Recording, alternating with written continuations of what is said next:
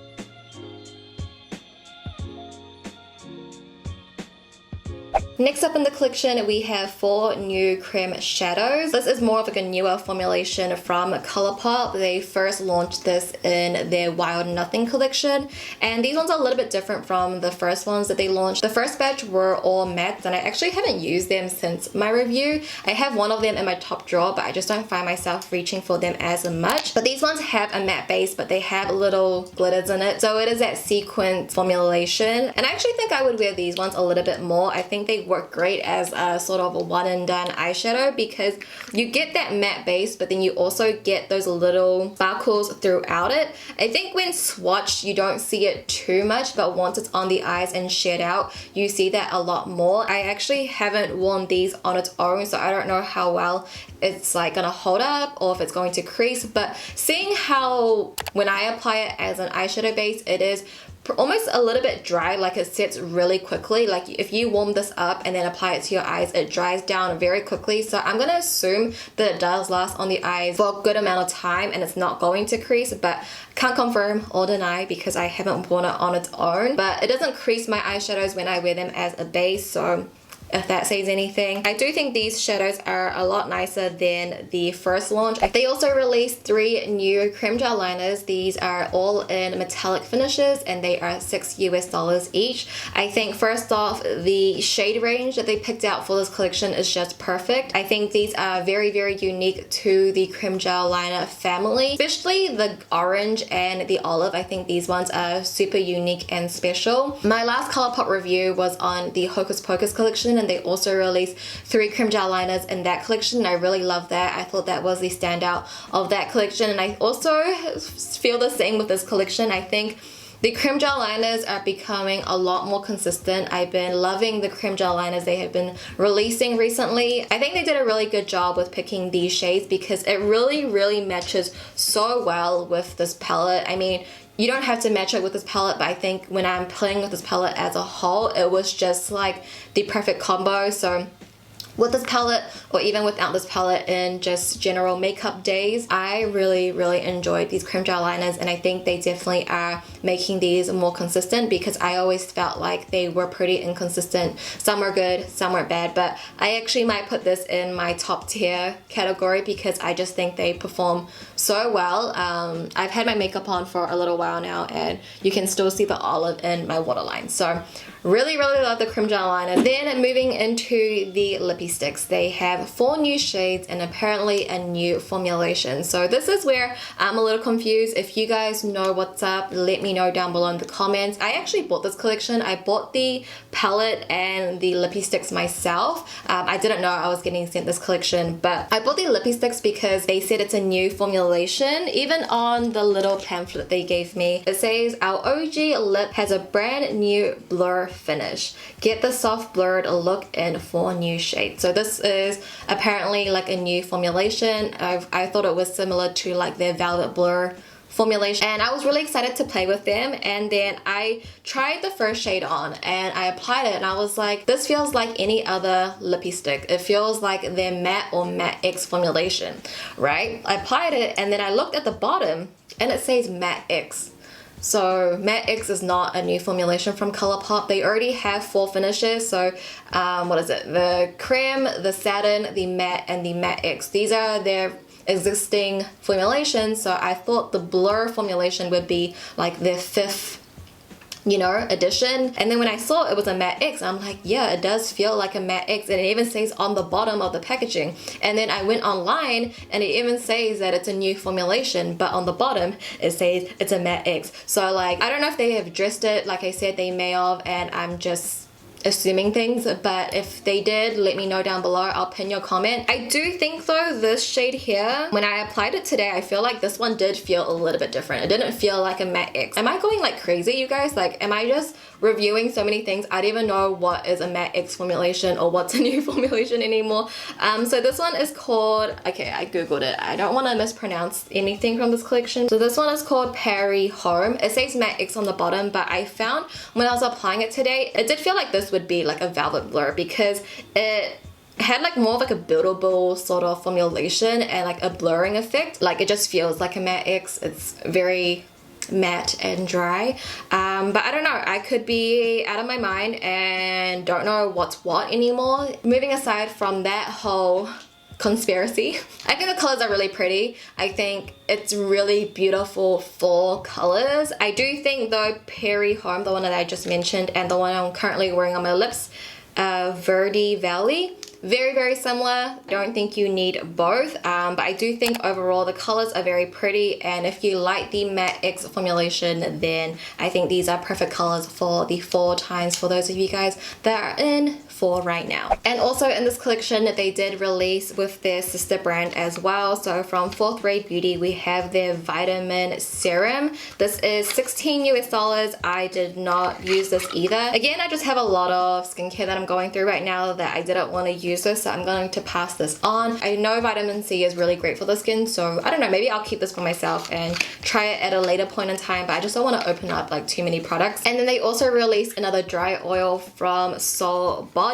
Like I said in my last Colourpop video, I don't know which video it was, the one before my Hocus Pocus one. Honestly, my memory's so bad. I do feel like their dry oils, once it's on the skin, they all look the same. Like even if it looks different in the bottle, once it's on the skin, the glitters are so micro and thin that the undertone really doesn't matter as much. This one does seem a little bit deeper from the ones that they have released. This one is in the shade called My Thai. But that, you guys, pretty much completes my rundown on the Sandstone collection. The products that stand out to me the most would have to be the creme gel liners in Wildcat and Red Rock. I do love the eyeshadow palettes. I do like the cream shadows as well, but I think if anything, if I'm gonna recommend like my top recommendation, it would be these two creme gel liners. But overall, I did enjoy the collection. I think it was a very easy, enjoyable, safe collection to use, you know what I mean?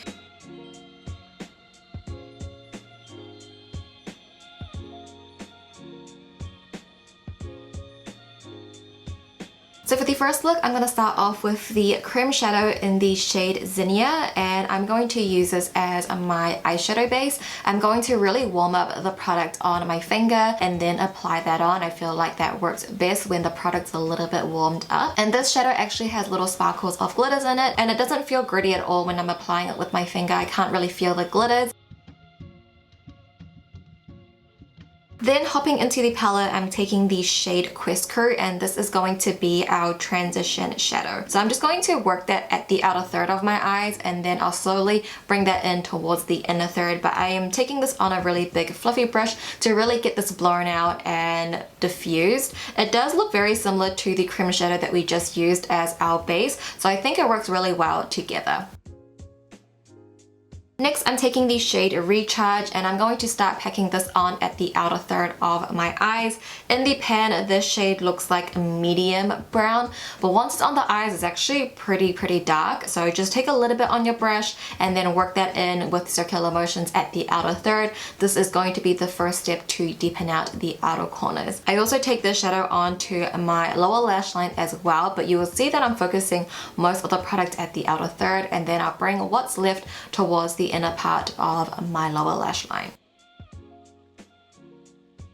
Next, going in with the shade Blaze, doing exactly the same thing. We are going to focus this at the outer third using circular motions, and then we will take that onto our lower lash line, but I will be taking a defining brush, and I'm only going to focus this at the outer third. And you can see that we have a very strong outer corner, which is going to give us more of a cat eye shape.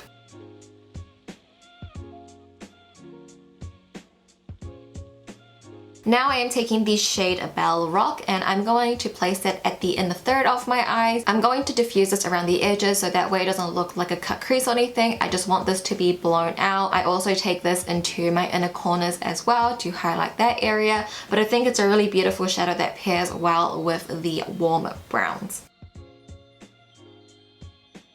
And now I'm just taking my brown liquid liner. This one is from Cosmetics. I'm going to use this to align my lash line and also create a wing. I will go back in with the shade Blaze, which is the darkest brown that we use, to help smudge and smoke out that wing. Taking the creme gel liner from the collection in the shade Juniper, I'm going to use this to tightline my bottom waterline, but only at the outer third where the dark brown eyeshadow is. And then just popping on my false lashes. These ones are from Petite Cosmetics in the style Honey.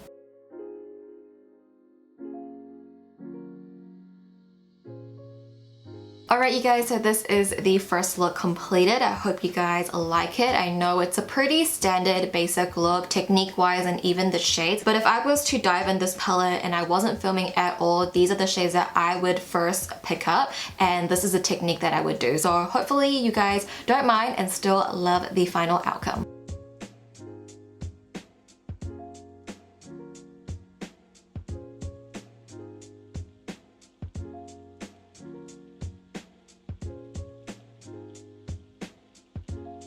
And now moving on to the second look, I'm gonna start off with the cream shadow in the shade Flagstaff. And again, we're just going to warm this up on our finger and then apply that directly onto our eyes. This is once again a really nice one and done eyeshadow, but we're gonna be using this as sort of our base and primer.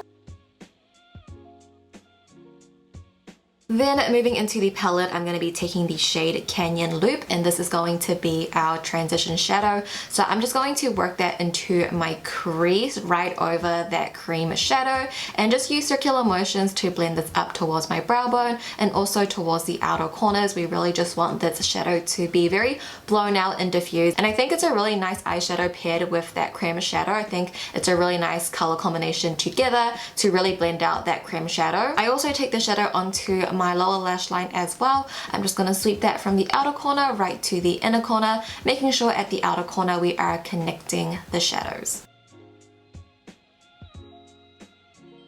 Then I'm taking the shadow Big Butte or Big Butt, I don't know. I'm gonna pack this onto my lid space. I'm just going to stamp that on to really get the pigmentation there, and then I'll slowly blend that up into my crease area by using windshield wiping motions. So you don't want to go past your transition shadow because you do want that gradient from light to dark. So you don't want to take it up too high, so you just want to make sure you are packing this on at the lid space first. And then taking the same shadow but on a defining brush, and I'm gonna press this up against my bottom waterline. This is going to bring the look together and make it look cohesive.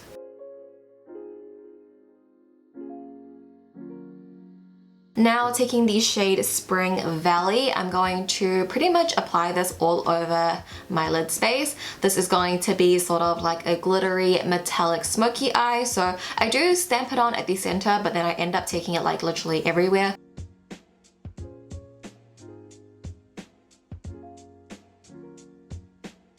Now I'm taking my brown liquid liner from M Cosmetics, and I'm going to use this to line my lash line and also create a wing.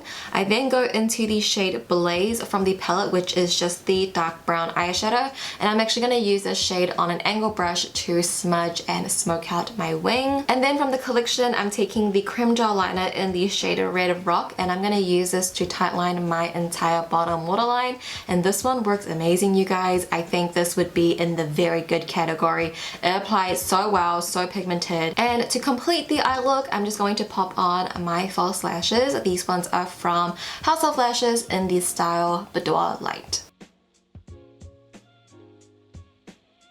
And this, you guys, is the second look completed. We have a very rustic orange monochromatic look. My eyes, my lips, my waterline, even my top.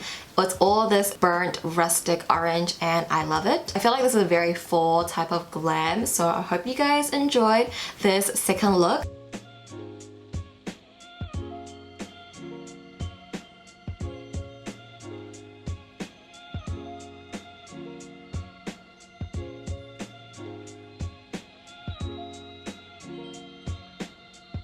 Alright, you guys, but now on to the final look. I'm going to start off with the shade Agave Bloom, and I'm going to use this as my eye primer and also as my base color. The shadow is actually quite similar to my skin tone, so it's a really nice shadow just to cover up the uneven skin tone on my eyelids. It doesn't really give too much color to the eyes.